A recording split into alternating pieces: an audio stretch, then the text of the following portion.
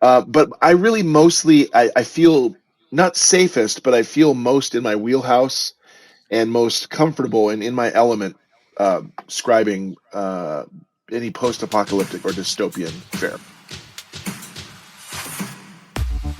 Welcome to another edition of The Profitable Creative, the only place on the interwebs where you will learn how to turn your passion into profit. I am your host, Christian Brim. Special shout out to our one listener in Athens, Georgia. If I'm not mistaken, that's home of the University of Georgia. I can't say go dogs, but thank you for listening. Joining me today, author Aaron Ryan. Aaron, welcome to the show. Thanks for having me. It's good to be here. I appreciate it. Yeah, I'm an OU alum, and recently moving to the SEC. I can't say go dogs. It's easier than hook 'em horns. I can tell you that. That just goes all over me. Tell us about how you became an author. Wow. So, gosh, it's really funny because I think I have multiple origin stories as an author. So I'll try to I explain to you. So the very first one I remember is I was a kid. I was in second grade. Mrs. Walker gave everyone an assignment to write a little novella, and I think I must have been in the thick of reading the novelization of E.T. by Alan Dean Foster.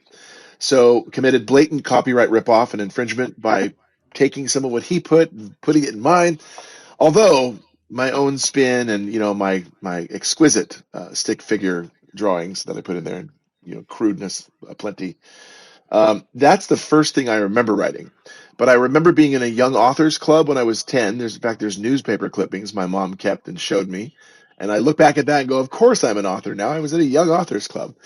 And then the third one would be reading The Lord of the Rings as a kid. Just absolutely open. Not The Hobbit, not The Silmarillion, The Lord of the Rings.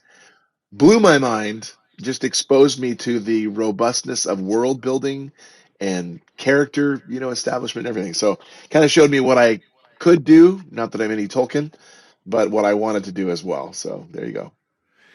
My kids, two of them, had a middle school English teacher that's what he taught from was Lord of the Rings. That was it.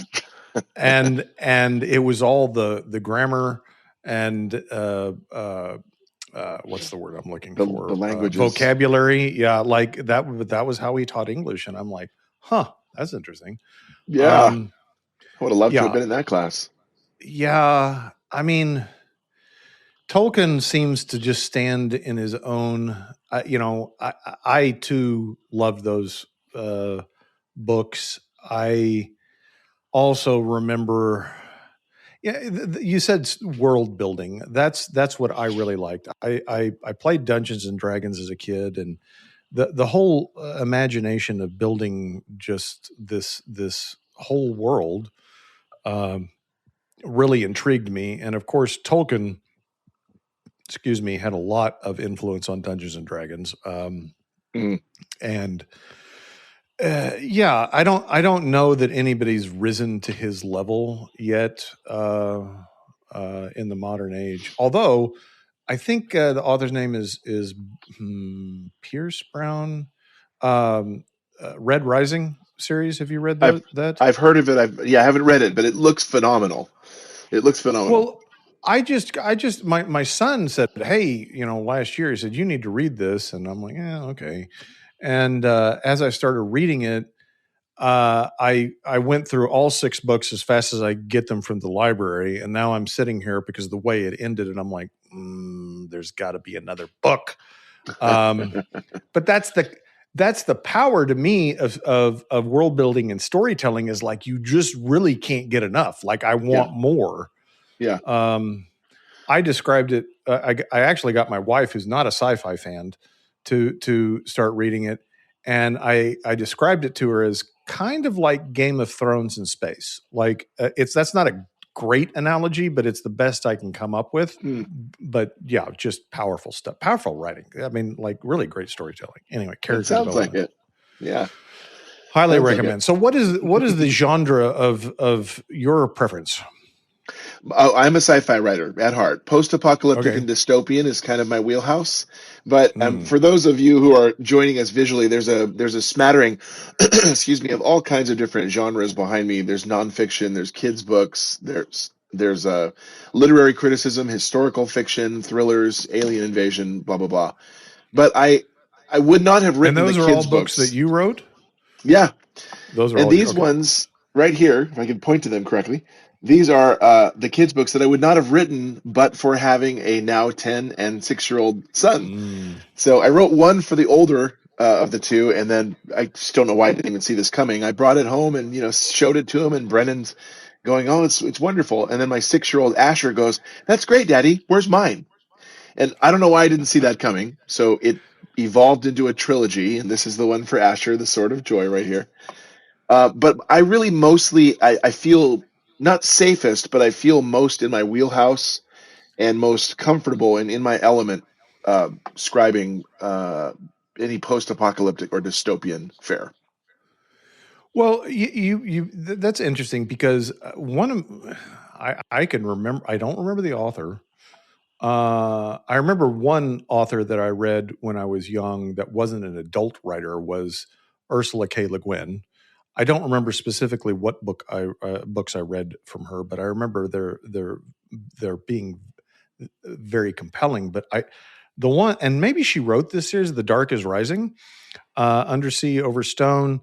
It's wild that I read these books when I was 7, and they're still stuck with me at almost 56. Like they were just so compelling, right? I don't know. It's just that's the power of a great story. Yeah. Tolkien is a master at that, and I would dare say Ted Dekker, although I haven't read, not Ted Dekker, Pierce Brown or whatever it is with Red Rising. If you are left with this compulsion and this yearning for a new element or a new installment in the story, that's powerful writing, because the thing for me as a writer is I love where fantasy blurs the line with reality. I have some of my favorite characters in the Dissonance Saga. Their birthdays are on my real life Outlook calendar because they're alive. They're your creations, and the story exists on, even though I'm not presently reading it. And you want them to call every now and then. You check in and see how they're doing, and they're very real to you. So is the narrative. Yeah, I heard another author talk about like their characters talking to them, like there's just like this compulsion to get it out because like they're so real. Right. This shirt says, "Being a writer is the best way I know how to get paid for being insane." That is, I can relate very much to that author that you're mentioning. Yeah. Okay. So you said you also do voiceover. How did you get into that? Yep. Accidentally. And I think that's one of the best ways to stumble into something is you're left reeling and you go, "Wow, I really like this."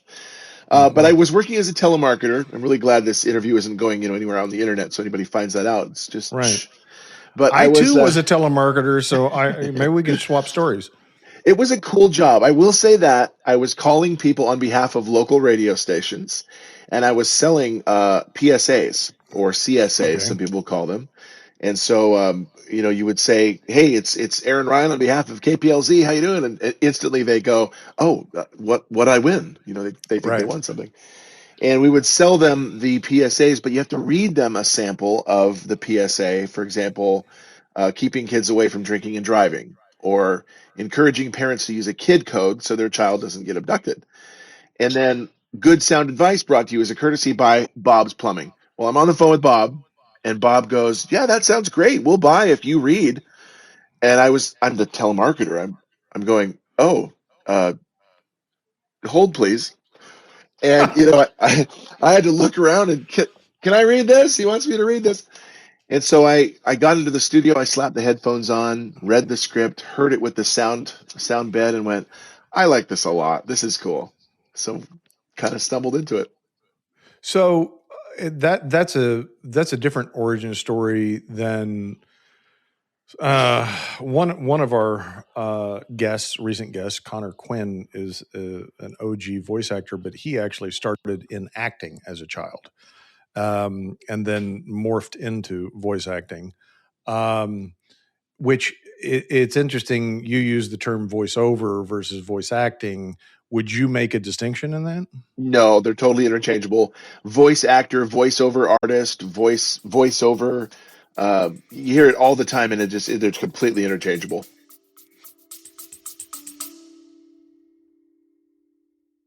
Hey, listeners, are you ready to turn your passion into profit? Then grab a copy of Profit First for Creatives. Click the link in the show notes to purchase a copy. And if you're not ready to make that full commitment, you can download a free copy of the first chapter. Check it out right now. He told an interesting story. His coach, and I don't know how old Connor is, but he's at least as old as I am. He was his coach out in California was the guy that did the voiceover for Hanna-Barbera for like Yogi the Bear and some of those people. And he remembers distinctly him telling him like specifically Yogi the Bear, like this character is real to him. He knows why he wears a tie, why he wears that hat. All of the background psychology that goes into that character that you don't know because right. It's never spoken about, right? But like that's how he's developed the character to do the voice, and it's not about your voice or the voice, it's about the character. Right. Well, as a voice actor / voiceover artist, if you please, my bread and butter predominantly comes from e-learning and from corporate. Like, for example, I'm the voice of United Healthcare right now. So all the commercials that you see, radio, TV, web, with a smattering of some other voices that they've had, that's been me, and it's been super lucrative. You talk about a profitable creative. That's another one that I stumbled into, and it's really provided a huge bounty of income, very lucrative, but for AI, the economy, lowballing clients, underbidding colleagues, eroding at that bottom line. But it's been super, super fun. Now, that's not acting per se. I'm bringing a script to life, reading it normally, so it's a measure of acting. But then you switch to audiobooks, or you switch to character and video games. Much more acting is involved in that. Mm-hmm. But one of the best things I ever learned as a voice actor is what you have to sound absolutely natural. Needs to sound very conversational. You can't read and sound like you're reading is the issue there, and many people fail at that. That just reminds me, I was rewatching the Seinfeld episode where they did the show Jerry, where they wrote the pilot to produce a movie, a show about, which is essentially the same show. And they were interviewing or casting characters, and Kramer comes in to interview for his own piece, and he reads the script completely unnatural for him. Like it was like he was trying to act, and the whole thing was so funny because the guy that actually took his spot was acting just like Kramer.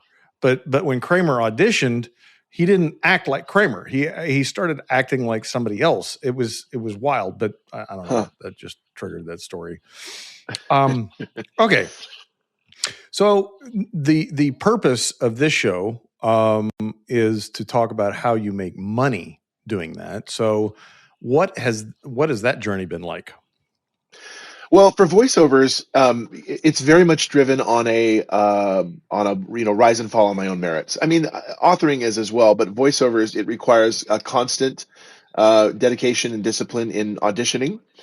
You can't reel in a job if you're not actually casting out your voice. So auditions, man, there was a time where I was doing roughly 50 auditions a day, or 40 to 50. So that's 200 to 250 auditions a week, and you don't get tired. You just, you fire out a batch of them here, a batch of them there. There's 8 hours in the day. You can easily get up to that number. But it does require discipline, and it's weeding out the ones that aren't paying fair market rates. They can go to Fiverr for stuff like that. Mm-hmm. This is part of the problem where you have a fair market rate of say $3,200 for a single national TV spot for a year. Mm-hmm. And then you got somebody on Fiverr going, "Oh, I'll do it for 300." And it behooves us to toe the line for the market rate so that we're all eligible for that. You've got the guys that are undercutting that on Fiverr and other sites that just harms that bottom line.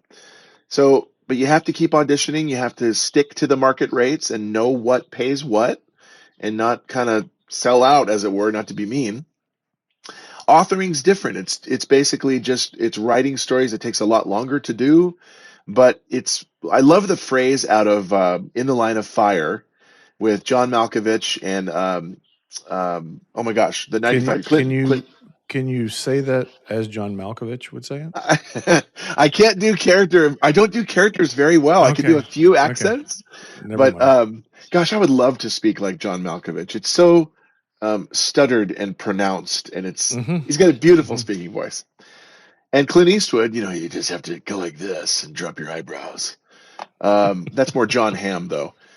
But that phrase that he says when he is about ready to, he's drawing ever nearer to the president, he's going to assassinate him, and he says to a group of businessmen around him that we look at the next fiscal quarter, the Japanese look at the next quarter century. So with authoring, that's the long game. You're playing the long game of establishing legacy and good books that will eventually just develop a tidal wave following, go viral, as it were, and provide for your family in the long run. Those dividends aren't really paying right now. Some of them are, but it takes a lot more effort to sustain it. So I want to go back to the voice acting, and you said keeping up the market rate. So let me ask a question. If I wanted to go get Matthew McConaughey to do my voiceover, I'm assuming he's going to get more than $3,200. Yeah. Not necessarily. If it's paying a union rate, they're going to pay him the same as they would pay me, a union voice actor. Okay, so it is a union structure, Yeah. but is that okay? So then, usually, then you're being hired by an agency. Correct. And that's usually always the case. You do go through an agent for union rates. There are marketplaces aplenty online, like voices.com, Voice123, VO Planet, Badalgo. These are sites that you can sign up by paying a yearly membership, get access to a horde of auditions. But the overwhelming majority of those don't pay fair market rates. It's good to pad the pockets. They're good for, you can make a real decent income through them, but the overwhelming majority of them do not pay fair market rates. It's more of a one-off, non-union usage.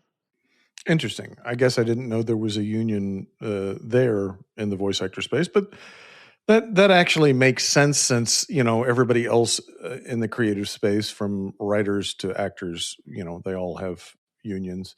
I am curious. Yeah. This is more a perspective from your standpoint. Do you see the influence of unions in the creative space waxing, waning? What do you see?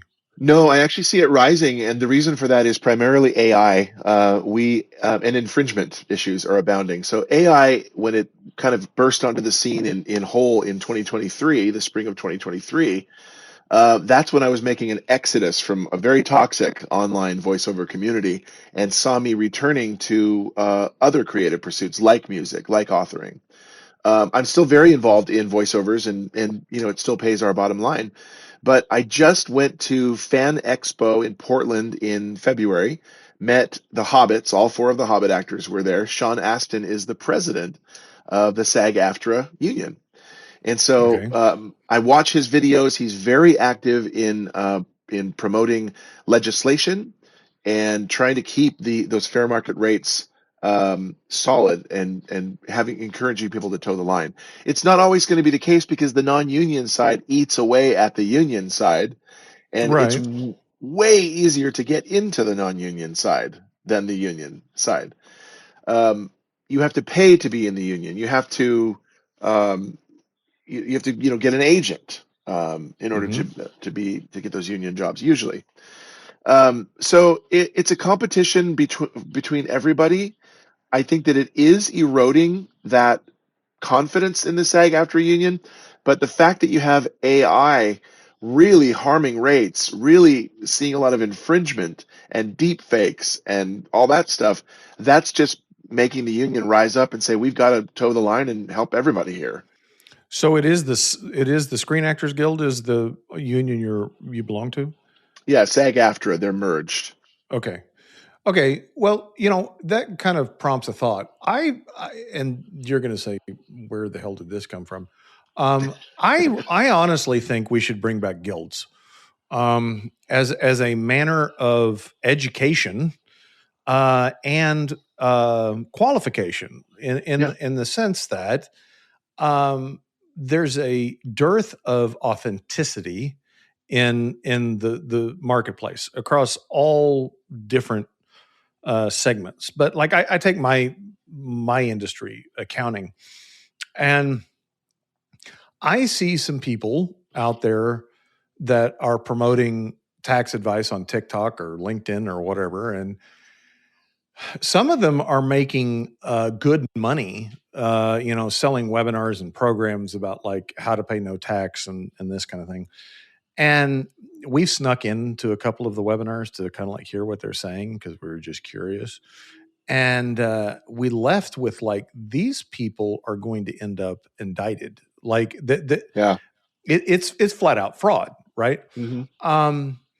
But there's nothing to keep people from buying or following their advice.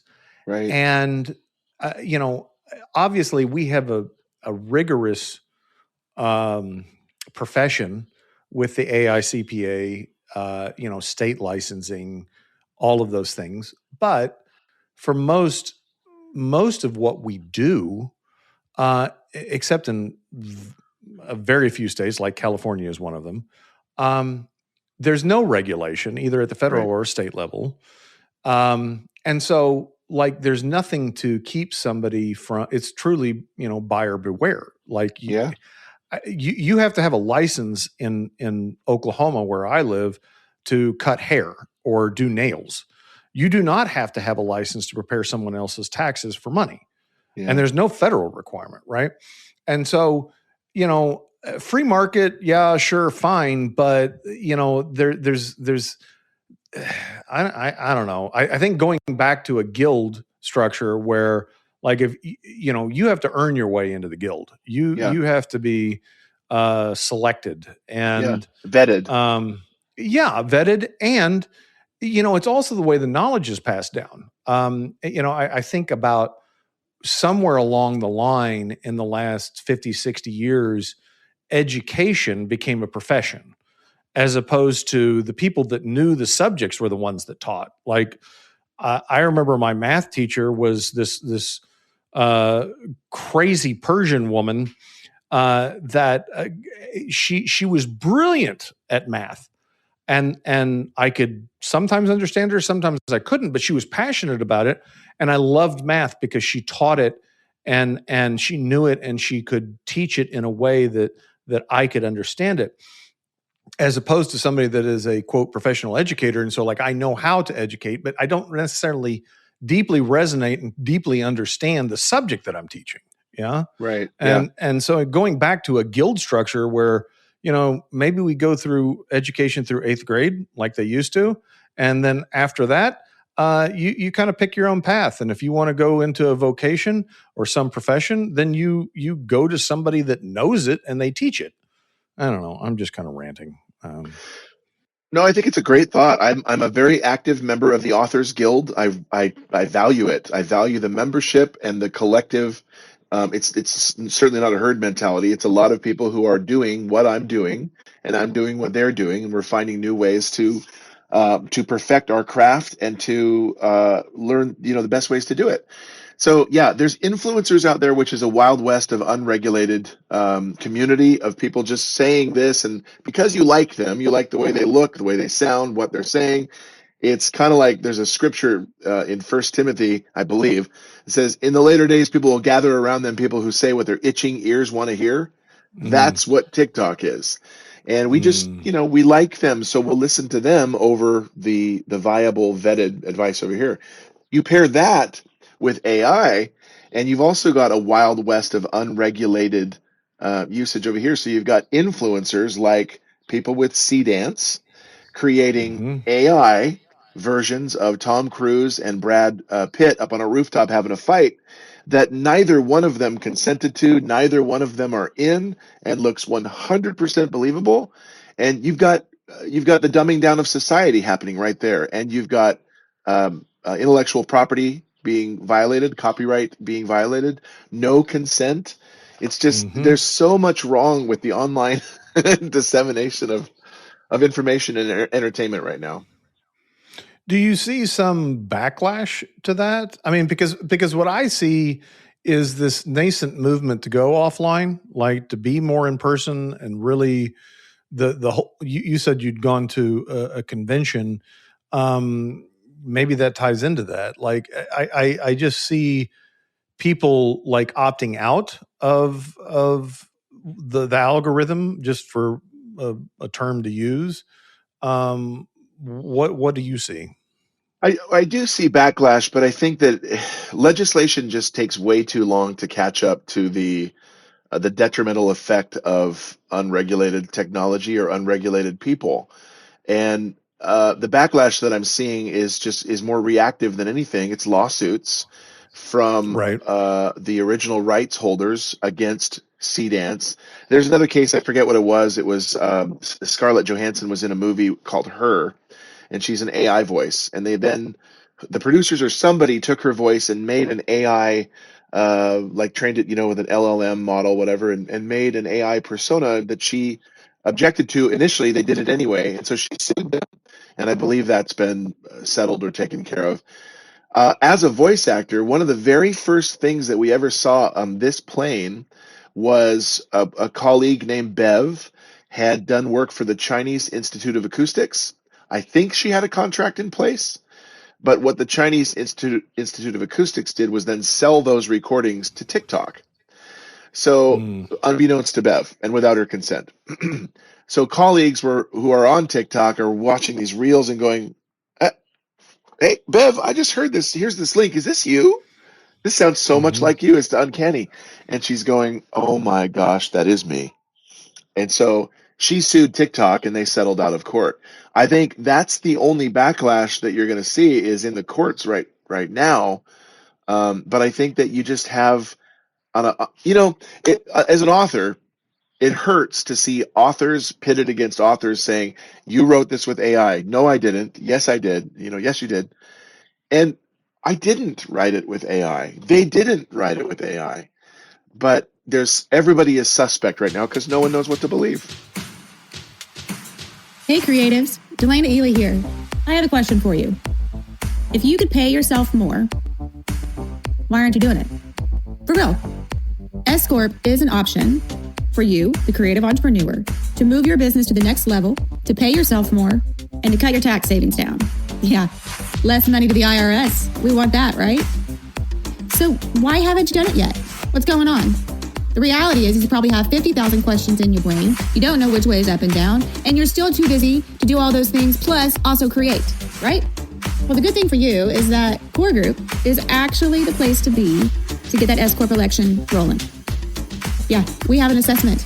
Let's see if you qualify. Come chat with me. Core Group, turning passion into profit. There is a trust deficit. And I think what you're saying is that there's a large swath of the population that doesn't care. Like, yeah. I don't care that it's not the original. I find this entertaining or useful. How do you, as an author and an actor, protect your IP? How do you do that? Well, there's not much that you can do. Boy, that's a really good question, because on a frightening level, I've done so much voiceover work particularly of a non-union nature. So it's out there wherever it is out there, and it could easily be harvested and fed into an LLM model by scammers who will then call my elderly parents and say, "Hey, it's Aaron. I'm in Bangladesh. I've been stranded here. I didn't want to tell you, but I had to take a trip and I need money." And they're going to send me money, and that just frightens me to my core. As an author, all we can do is literally register our works with the Library of Congress and get a copyright number on it. Poor man's copyright doesn't do anything. You need a leg to stand on in court and actually, gain any punitive damages with a copyright number. So every one of my works is registered copyright. That's how I do that. But for voiceovers, the only real protections that you have, it's largely a trust system. And if you have the umbrella covering of my agent, and the SAG-AFTRA union, then they would go after them if something like this happened. But it's just so they've all been really kind of done on trust, where you have them sign a contract. I do have every one of my clients sign a contract that enforces usage compliance, and if I find that they have violated that contract, then then I've got legal grounds to take them to court. But it's just when you're dealing with intangible digital assets like this, it's so easy for violation to occur. Yeah, and then when you start dealing with multinational actors, that are not actors as in professional actors, but like bad actors, it's real hard to enforce, right? Like if you how do you? All you can do is like get it off the platform of YouTube or TikTok or whatever, but like that doesn't keep the content from right. But yeah. Okay, I'm going to pivot. So back to your journey as an author and a voiceover actor. What were some of the money challenges that you had? Well, I mean, let's go back to the very beginning, though, actually, because I started in 2007 entering self-employment, and that required not a considerable amount of startup. I needed a good computer, right?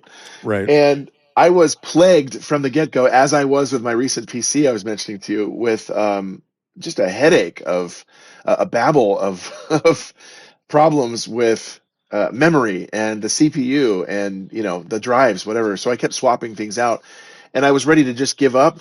I remember sitting on the toilet. That sounds wrong. I was clothed, but I was sitting on the toilet, and my face was 2:00 in the morning, face buried into a pillow, and I was bawling. I could feel self-employment in my teeth. It was right there. I wanted it so bad, but this darn computer kept holding things up and causing problems. I really needed to invest into something, again, more memory. More memory? I just bought memory. Okay, more memory. And what that did, though, early on is it taught me a great lesson that there's a huge difference between expense and investment. There's a huge difference. And I've preached that as a voiceover business coach, and I've preached that to fellow authors. I have spent a fortune on advertising and promotion of books, because there's 7,500 books published every single day on Kindle Direct, Amazon. 7,500. To stand out in the crowd, you have to promote. You have to drive traffic to your books. You have to pay for ads and try this. And an expense would be, oh, all right, if I have to. An investment, though, is like, no, this is so worth it. I want to drive traffic to my books. All it takes is one influencer to find that book and go, I love this. Everyone needs to get this. But those hangups can slow you down and can trip you up if you're looking at them only as an expense. I love that distinction. I think about like Red Rising that we talked about. When I went back and looked, I think he wrote that original book in 2015, 2017, and I'm just now discovering it in 2025. That shows that there is a cumulative long game effect to a lot of this stuff. And it's something that I talk about in my book, Profit First for Creatives. The creator has a tendency, maybe not all of them, maybe not you, but there's oftentimes a shiny object syndrome, and there's a new technology, there's a new toy, a camera, whatever. and you want the latest and greatest. But I talk about in the book about having a clear path of knowing when you spend this money, how is it going to make you money? And I think that's what you're talking about in investment, right? Like, it's not just an expense. To me would be something that is table stakes, like, internet access, or, some kind of software subscription that you just have to be in business. Right. Right. But then beyond that, having a clear idea of, if I spend this money, how is this going to make me money? And having that mindset, it's not necessarily about the calculation, right? Or whether the calculation is right, accurate. It's more the mindset of, I'm in business, and therefore, if I spend money, it has to have a purpose. Yeah, absolutely. Well, I was a wedding videographer. Ugh, never again. But I did that for several years. I won several awards. I was good at it. I enjoyed it. And coincidentally, every single major vocation in my life, excluding Paperboy, of course, has been about storytelling. It's been about leaving a legacy. So, wedding videographer, you're storytelling. You're capturing their legacy. Mm-hmm. I'm on dual storyteller tracks as a voice actor telling someone else's story and an author telling my own, and I love that. But 4K, here it comes. I'm filming HD, and my technology looks wonderful.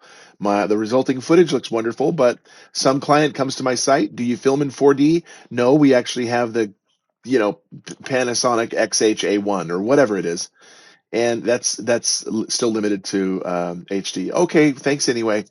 And so the investment was, I've got an even better one than that. The investment was getting a 4K camera. And then I start getting clients who want 4K. Even better, such a minimal investment for something like voices.com, a voiceover marketplace. It's $3.99 a year. I'm grandfathered in. It's higher than that now. But I have made, I think in my first year on voices.com, I made at least $50,000 on the jobs that I did. Right. And that is a tremendously successful investment for an annual cost of $3.99. Now, did it require the time investment of auditions? Sure. Absolutely. Sure. But it also bridged that gap. Clients would leave voices.com and then become a direct client of mine. Mm-hmm. And I would refer them to my agent, and then they would start paying union rates through the agent. So these are little bitty investments that proved very successful in my life. Yeah, and I think that overarching thing is just a business mindset, and knowing that your intent being in business is to make money, which some creators balk at. They have this false paradigm in their brain that if I accept money for my creation, that somehow sullies the creation. Yeah. But I just came from I was speaking at Military Creator Con last week, and listening to the panel discussion with the creator, Mara Long. That's a real name. It's not made up. Sounds good. Yeah, no. Of just how you navigate that. It is a real feeling that creators have that that doing something explicitly for money and creating something just because you want to, those are two separate paradigms, if you will, right? Yeah. But being okay and really understanding that the power is combining those two. Where you're doing something that resonates with you from a creative level, but you can also be compensated for it. Yeah, you're absolutely right when you talk about the people who get emotionally hung up over. They feel they're in some kind of moral quandary. I shouldn't be making a profit from this, and I disagree. So here's where there's nothing more that I would love vocationally right now than to no longer be a voiceover artist who also writes books. I would love to be an author who also does voiceovers. I would love for that to be paying our mortgage. And therein lies the difference, is one of those is paying our mortgage. Do I love what I do on both sides of that? Absolutely. I mean, is it like, excuse me, is it exciting? Are both of them, am I passionate about both of them? Yes. Are they both creative pursuits? Absolutely. But I've got a family, I've got a wife and two little boys that I can't just sit here and enjoy voiceovers. Wouldn't it be cool if it also paid our mortgage? And it does. Wouldn't it be cool if it bought our cars? And it has. Wouldn't it be cool if it sent us on vacations? And it has. So I don't struggle with that. And I'm always surprised by people who do. It just seems weird. Well, I don't. My daughter is a figurative oil painter, and she actually has an episode on the show 2 years ago where we discussed this, and like, I think, what she said, and I believe this to be true, that ultimately creativity is of a divine nature. Like that, when you create something from inception out of yourself, that you're connecting with something greater than yourself, right? Absolutely. That comes from someplace not necessarily within you. And I think maybe the idea that being compensated for that somehow taints the divinity of it, maybe even. But I would also say that I believe that your vocation is your ministry, right? So like I think the two are completely compatible if you'll let them be. Mm-hmm. Yeah, no, I love that. I love that. And I do look at voiceovers certainly as a ministry. I do look at authoring certainly as a ministry, because now no one is going to, really get particularly moved about an alien invasion up here and make a life-changing, make life choices based on that. But they may on You Are My Whole Earth, which is a book I wrote for my two boys. It's about being a daddy. Not just being a father, but being a daddy and getting down on their level and letting them know how incredibly important they are. That's my biggest investment, by the way, is my two sons. I just love, I love the fact that I get to do what I love to do. They say, find what you love to do. You'll never work a day in your life. I think it's absolutely true. And I get to come out here to this shop, which was an 880 square foot concrete and framing shop that we had turned into 2/3 rec room, playroom, 1/3 office and voiceover booth. And I get to make things as a person who will claim Christianity and serve the Creator. I love that I get to mirror that. I love that I get to create. It's the coolest thing to come out here and create and then just leave that storytelling legacy. So really satisfying. When I wrote my book, I interviewed Todd Henry, author. I think his most successful book was The Accidental Creative. And he was talking about how the root word in Greek of passion is perikos, I think. I don't remember exactly, but it said in the Greek it means suffering. And his statement was, we tell people to follow their passion, but if you're telling them to basically follow their suffering, that has a different resonance. But right. I think the thing about it is that it's something you're willing to suffer for. Yes. It's not necessarily that you would suffer or are going to suffer, but that's how deep it is in you, because when you're sitting on the toilet with your face in a pillow, you didn't quit. And that's because it was passion driving you. Yeah. If it weren't passion driving you, you would have said, I'm going to go find something else to do. Right. Absolutely. You said felt it in your teeth. Like I've not heard that. That's a pull quote right there. I loved just the very notion of working for my own dream, and the notion of working for someone else's dream just no longer appealed to me. This is my dream of my own that nobody can take away from me. This is mine. I rise and fall on my own merits. I'm not dependent on anyone. I was given this phrase though by a gentleman, one of my very, very first clients ever, when I was right in the middle of all of these technical kerfuffles and mishaps with my computer. I was telling him, I don't know how much longer I'll be able to serve you because I'm having all these problems and blah, blah, blah. And he said, just remember this. He said, and I believe this is a Confucius quote. I could be wrong, but he said, the temptation to quit will always be greatest just before your greatest success. And I look back now on nearly 2 decades of self-employment. Is that right? 2007? Yeah. No one said there'd be math. Pretty close. I believe that's right. It's close. Almost 2 decades of self-employment where I was this close to giving all of this up. If I could disable the screensaver, you'd see a beautiful voiceover studio behind me and the shop and the house and everything. And I almost gave that up over 2 additional sticks of CPU memory or computer memory. It just blows me away in hindsight. Yeah. Yes. I love that. So how do people find out more about you and how to get your books? What's the best way to do that? Yeah, my favorite question, by the way. Thank you. They can go to authoraaronryan.com. Let me enunciate. It's not awfulaaronryan.com. It's authoraaronryan.com. On a whim, I actually purchased that domain as an investment to forward to authoraaronryan.com.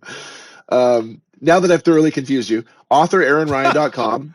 So you can go to Awful Aaron. I didn't renew it because I was like, that was funny for a while, but I was like, I don't think I still have it. I have to check. But yeah, authoraaronryan.com has all the links to the sub-sites for other books and book series and the socials, or authoraaronryangroup.com will forward you to a private and exclusive Facebook page where I give author tips, videos, encouragement, discount codes, giveaways, news on my books that have been adapted for the screen and are being pitched to streaming networks. Right now, I'm really excited about that. And so it's kind of a private community they can go to. So those are the 2. Listeners will have those links in the show notes. If you like what you've heard, please rate the podcast, share the podcast, subscribe to the podcast. If you don't like what you've heard, hit the little envelope and shoot us a text and tell us what you want, and we'll get rid of Aaron. Until next time, ta-ta for now.